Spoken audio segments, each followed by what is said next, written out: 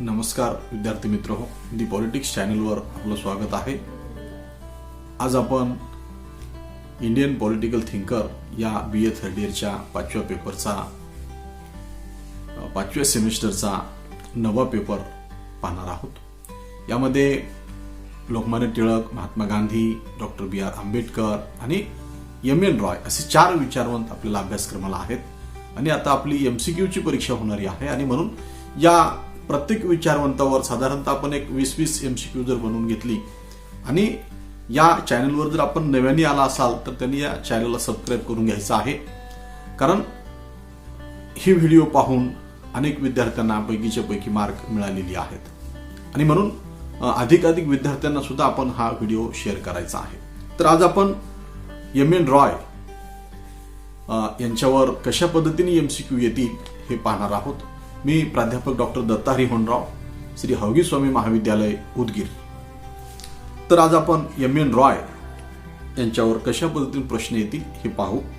प्रश्न पहिला आहे, भारतीय मजूर संघ या मजूर संघ संस्था कोणी स्थापन केली?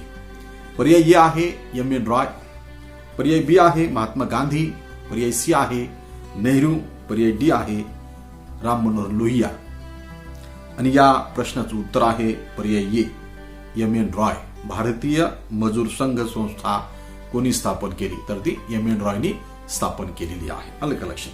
त्यानंतरचा प्रश्न क्रमांक आहे 2, पूर्वेकडील राष्ट्रांच्या क्रांतीचे प्रतीक म्हणून MN रॉय यांना कोणी सन्मानित केले? पर्याय ए आहे स्टॅलिन, पर्याय बी आहे लेनिन, पर्याय सी आहे मार्क्स आणि पर्याय डी आहे गांधी। आणि या प्रश्नाचं उत्तर आहे पर्याय बी लेनिन। प्रश्न लक्षपूर्वक ऐका, पूर्वेकडील राष्ट्राच्या क्रांतीचे प्रतीक म्हणून MN रॉय यांना कोण सन्मानित केले? तर ते लेनिनने सन्मानित केलेलं आहे। त्यानंतरचा प्रश्न आहे प्रश्न क्रमांक 3, MN रॉय यांचे निधन कधी व कुठे झाले? पर्याय ए आहे 26 जानेवारी 1955 मेरठ, पर्याय बी आहे 27 जानेवारी 1956 चंपारण्य, पर्याय सी आहे 25 जानेवारी 1954 डेहराडून आणि पर्याय डी आहे 28 फेब्रुवारी 1957 दिल्ली। आणि या प्रश्नाचं उत्तर आहे पर्याय सी 25 जानेवारी 1954 डेहराडून। MN रॉय यांचं निधन डेहराडून येथे 25 जानेवारी 1954 रोजी झालेला आहे। त्यानंतरचा प्रश्न आहे प्रश्न क्रमांक 4, MN रॉय यांचे राजकीय तत्वज्ञानातील महत्वपूर्ण योगदान डॅश डॅश। पर्याय ए आहे नवमानवतावाद, पर्याय बी आहे भांडवलवाद, पर्याय सी आहे साम्यवाद आणि पर्याय डी आहे मार्क्सवाद। आणि या प्रश्नाचं उत्तर आहे पर्याय ए नवमानवतावाद। त्यानंतरचा प्रश्न आहे प्रश्न क्रमांक 5, MN रॉय यांची संघटित लोकशाही डॅश डॅश वर आधारित आहे? पर्याय ए आहे मार्क्सवादावर, पर्याय बी आहे सत्तेच्या विकेंद्रीकरणावर, पर्याय सी आहे धर्माच्या विकेंद्रीकरणावर आणि पर्याय डी आहे लेनिनवादावर। आणि या प्रश्नाचं उत्तर आहे पर्याय बी सत्तेच्या विकेंद्रीकरणावर। MN रॉय यांची संघटित लोकशाही सत्तेच्या विकेंद्रीकरणावर आधारित आहे, हे आपण लक्षात घेतलं पाहिजे। त्यानंतरचा प्रश्न आहे प्रश्न क्रमांक 6, MN रॉय यांनी गांधीजींच्या चरखा अर्थशास्त्रास काय म्हटले? पर्याय ए आहे आधुनिक अर्थशास्त्र, पर्याय बी आहे प्रतिगामी अर्थशास्त्र, पर्याय सी आहे पुरोगामी अर्थशास्त्र आणि पर्याय डी आहे यापैकी नाही। आणि या प्रश्नाचं उत्तर आहे पर्याय बी प्रतिगामी अर्थशास्त्र। त्यानंतरचा प्रश्न आहे प्रश्न क्रमांक 7, खालीलपैकी कोणते नवमानवतावादाचे लक्षण नाही? प्रश्न नकारात्मक आहे, त्यामुळे लक्ष देऊन आपण पूर्ण वाचलं पाहिजे। खालीलपैकी कोणते नवमानवतावादाचे लक्षण नाही म्हटलेलं आहे? पर्याय ए आहे व्यक्तीचे राष्ट्रहितासाठी नैतिक समर्पण, हे लक्षण आहे।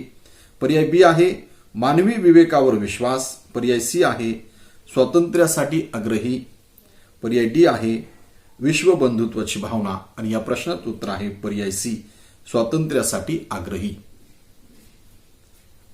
त्यानंतरचा प्रश्न आहे प्रश्न क्रमांक 8, रॉय यांनी स्वातंत्र्याचा सांगितलेला कोणता आधारस्तंभ नाही? रॉय यांनी स्वातंत्र्याचा सांगितलेला कोणता आधारस्तंभ नाही? पर्याय ए आहे मानवतावाद, पर्याय बी आहे बुद्धिवाद, पर्याय सी आहे विवेकवाद आणि पर्याय डी आहे व्यक्तिवाद. आणि या प्रश्नाचं उत्तर आहे पर्याय बी बुद्धिवाद.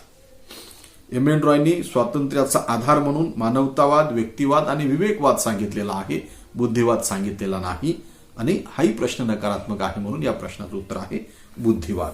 त्यानंतरचा प्रश्न आहे प्रश्न क्रमांक 9. एम एन रॉय यांनी स्वातंत्र्याचे किती आधारस्तंभ सांगितले?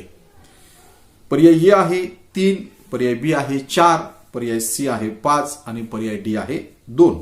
आणि या प्रश्नाचं उत्तर आहे पर्याय ए 3. एम एन रॉय यांनी स्वातंत्र्याचे 3 आधारस्तंभ सांगितलेले आहेत. पहिला आहे मानवतावाद, दुसरा आहे व्यक्तिवाद आणि तिसरा आहे विवेकवाद. म्हणजे वरच्या प्रश्नावर अवलंबून हा दुसरा प्रश्न आहे. त्यानंतरचा 10वा प्रश्न आहे एम एन रॉय यांनी नवमानवतावाद कोणत्या ग्रंथात मांडला? पर्याय ए आहे न्यू ह्युमॅनिझम, पर्याय बी आहे इंडिपेंडंट इंडिया, पर्याय सी आहे द रुपी, पर्याय डी आहे हिंद स्वराज्य. आणि या प्रश्नाचं उत्तर आहे न्यू ह्युमॅनिझम, पर्याय ए. त्यानंतरचा प्रश्न क्रमांक आहे 11. एम एन रॉयच्या चिंतनाचे महत्वपूर्ण तत्व कोणते? एम एन रॉयच्या चिंतनाचे महत्वपूर्ण तत्व कोणते? पर्याय ए आहे मोडलिक मानवतावाद, पर्याय बी आहे नवमानवतावाद, पर्याय सी आहे वैज्ञानिक मानवतावाद आणि पर्याय डी आहे वरील सर्व. आणि या प्रश्नाचं उत्तर आहे पर्याय डी वरील सर्व. त्यानंतरचा प्रश्न आहे प्रश्न क्रमांक 12. एम एन रॉय यांनी कोणत्या देशात साम्यवादी पक्ष स्थापन केला? पर्याय ए आहे अमेरिका, पर्याय बी आहे ब्रिटन, पर्याय सी आहे मेक्सिको आणि पर्याय डी आहे चीन. आणि या प्रश्नाचं उत्तर आहे पर्याय सी मेक्सिको. एम एन रॉयनी मेक्सिकोमध्ये साम्यवादी पक्षाची स्थापना केलेली आहे. त्यानंतरचा प्रश्न आहे प्रश्न क्रमांक 13. एम एन रॉय यांनी 1937 मध्ये काढलेले साप्ताहिक कोणते? पर्याय ए आहे इंडिपेंडंट इंडिया, पर्याय बी आहे रॅडिकल डेमोक्रॅटिक पक्ष, पर्याय सी आहे मूकनायक आणि पर्याय डी आहे यंग इंडिया. आणि या प्रश्नाचं उत्तर आहे पर्याय ए इंडिपेंडंट इंडिया. हे साप्ताहिक एम एन रॉयनी काढलेलं आहे इंडिपेंडंट इंडिया, पर्याय ए. त्यानंतरचा प्रश्न आहे प्रश्न क्रमांक 14. रॉय यांनी रॅडिकल डेमोक्रॅटिक पार्टी या पक्षाची स्थापना कधी केली? पर्याय ए आहे 1938, पर्याय बी आहे 1939, पर्याय सी आहे 1940 आणि पर्याय डी आहे 1941. आणि या प्रश्नाचं उत्तर आहे पर्याय सी 1940. त्यानंतरचा प्रश्न आहे प्रश्न क्रमांक 15. एम एन रॉय यांचे मूळ नाव काय होते? एम एन रॉय यांचे मूळ नाव काय होते? पर्याय ए आहे मूळ शंकर, बी आहे नरेंद्रनाथ, सी आहे महेंद्रनाथ, डी आहे सुरेंद्रनाथ. आणि याचं उत्तर आहे पर्याय बी नरेंद्रनाथ भट्टाचार्य. हे त्यांचं नाव आहे. त्यानंतरचा प्रश्न आहे प्रश्न क्रमांक 16. मानवेंद्रनाथ रॉय यांचा जन्म कधी झाला? पर्याय ए आहे 6 फेब्रुवारी 1886, पर्याय बी आहे 6 फेब्रुवारी 1885, पर्याय सी आहे 7 फेब्रुवारी 1886, पर्याय डी आहे 7 फेब्रुवारी 1885. आणि या प्रश्नाचं उत्तर आहे 6 फेब्रुवारी 1886 रोजी एम एन रॉय यांचा जन्म झाला.